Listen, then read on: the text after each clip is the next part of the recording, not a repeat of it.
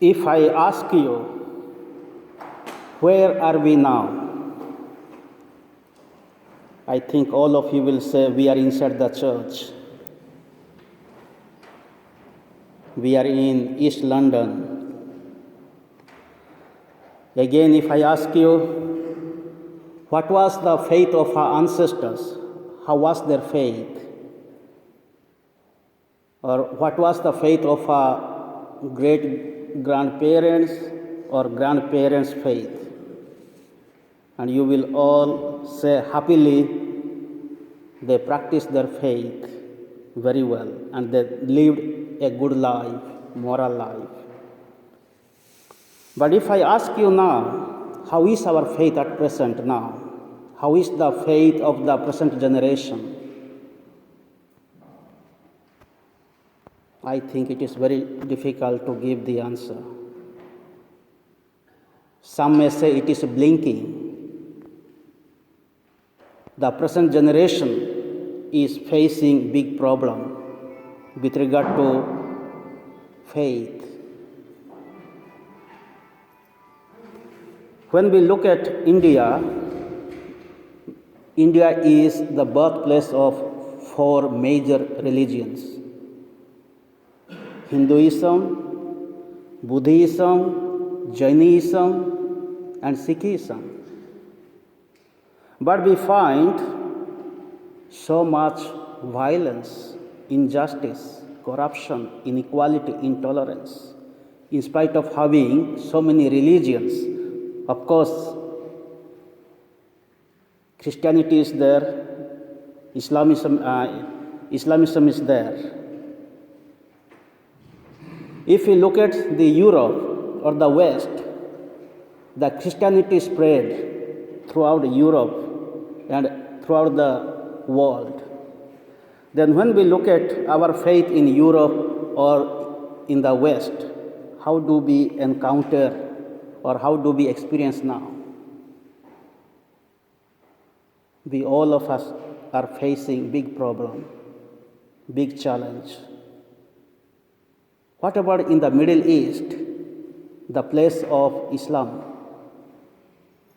We find restless, peaceless, violence, war everywhere. So having so many religions in the world, having so many religions in our own country, own place, why do we find lack of faith, violence, injustice, corruption, intolerance? Something is wrong somewhere. In today's 3 readings we find there are 3 groups of people. They are also facing big problem. The problem was with regard to their faith in God. In the first reading we heard from the book of Wisdom, which was written about 100 years BC. And the book of Wisdom was the last written book in the Old Testament, and it was written in Greek. And this book is not accepted in Judaism, because it was written in Greek. They don't find God's presence in that book, but still we find something good there. And now these people are facing or encountering big problem in their life. The first thing is faith. So that is what in the very beginning the book is talking about the last night. What happened in the night? So the author is telling them, in the night God delivered the Israelites from bondage. You must remember they were saved by God, and they celebrated the Paschal feast because of their deliverance as their gratitude. So the first book is talking about the faith of those people who were living outside of Palestine. They were wavering their faith in God. But the the author is encouraging them to remember your forefathers' God. Remember your forefathers' faith. God has always protected you, and He has been protecting you. In the second reading, we heard from the letter to the Hebrews, they are also facing the same problem of faith. This book was written for those Christians who were converted from Judaism. So to say, after the 40 years of the death and resurrection of Jesus, these people are found. They were new converted Christians from Judaism. So they were also waiting for the second coming of the Lord. Now, like 40 years over, the second coming of the Lord is not taking place. The Messiah is not coming. So they were also facing big problems. So they want to go back to their own religion. Now the author is writing to them about the faith of Abraham, how Abraham was blessed by God, how he kept his faith in God, how they were blessed by Isaac. And we know, all of us, Abraham was promised by God to have two things, to have descendants. He will have more children, more descendants, and he will reach to the promised land. He will have the promised land. Of course, Abraham reached the promised land, but he did not conquer the promised land. So, what is the meaning of promised land here? The promised land is not Israel today or Palestine today. The promised land is the land of repentant heart and mind. The promised land is not the geographical land. It is the land of heaven where there is no boundary. So this is what we find in the second reading. The author is encouraging the people of those days to have strong faith like Abraham and Sarah and their descendants. So in the gospel reading, again we heard they are also having big problem with regard to the faith. So in the very beginning, Jesus is telling his disciples.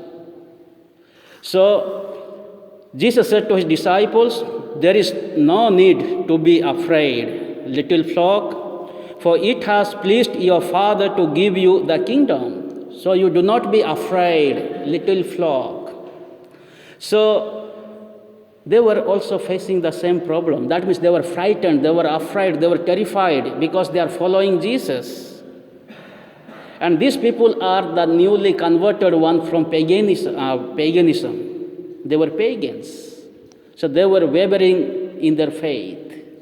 So Jesus is telling in this gospel, do not be afraid, my little flock. And you will be given the kingdom. That means Jesus is telling to have kingdom in their life. He is promising the reward. So we find in 3 books there is one big problem of their faith. But these 3 books are also encouraging them, strengthening their faith, and how to live a good life with God. And in the gospel reading, Jesus is teaching about 3 things. The first thing is about the instruction on possession. In the last week, we have heard about the greedy rich man, one who always thought about himself. He never thought about God. He never thought about the poor and needy or others. He was thinking always to eat, to sleep, to make merry. And he stored all his possessions in his barns, in his house. He did not want to store the heavenly possessions. He wanted to store the earthly possessions. But in today's gospel, Jesus is teaching, you must share your possession with the poor and needy. And the second thing Jesus is giving about the watchfulness. You must be always watchful. You must be always ready to welcome the Master.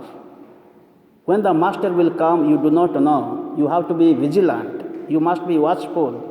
So this is what we have also heard about the 10 virgins. The 5 were foolish, the other 5 were wise and prudent. They had oil with their lamp. So, having oil with their lamp means it is having faith in God always, constantly. The oil of faith, the oil of sharing their goods with the needy and the poor, the oil of hope, the oil of mercy, compassion, forgiveness. So this is what we need to always share the possessions what we have, and we need to be always watchful always when we practice the faith.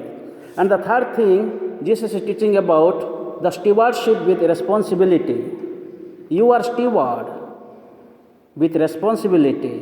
So the Master has gone out. He has given you the responsibility. You are a steward to look after, to nurture the faith, to look after the family, to look after the society. So here we find some are not at all serious about their stewardship with responsibility. They think that we have enough time, like the 5 foolish virgins, we have enough time. Let us enjoy. But in the stewardship also we find there are some people, they wait for the coming of the Master, and some are not waiting. They are simply enjoying their life. So this is a serious problem when we don't reflect about our faith. And in today's gospel, in today's Mass, we are going to encounter the Lord. As Jesus said in the gospel, I tell you solemnly, he will put an apron, sit them down at table and wait on them. Who is this person? He's talking about himself. So who is going to sit with apron? And he is making them to sit at table, to serve them. So putting on apron means he is ready, he is dressed to serve at the table. Not to be served, to serve. That is what Jesus said, I came not to be served but to serve others. So Jesus is going to serve on this altar. He has made us to sit down here. Today we have come here to witness our faith in Christ. Jesus said in Luke's Gospel, chapter 22, verse 27, who is the greater? One who is sitting at the table or one who serves? He asked this question to the disciples. And the disciples said, one who sits at the table, because they have to eat the food. They have the right. But Jesus said, not one who are sitting at the table, but one who serves is the greater. So this is the concept of our religion. Our religion is based on love and service. Jesus came into this world to love us, to serve us. And let us learn from today's 3 readings that we may always have strong faith in the Lord. Let us put our trust in God. Let us walk in His path like Abraham walked by his faith till the end of his life.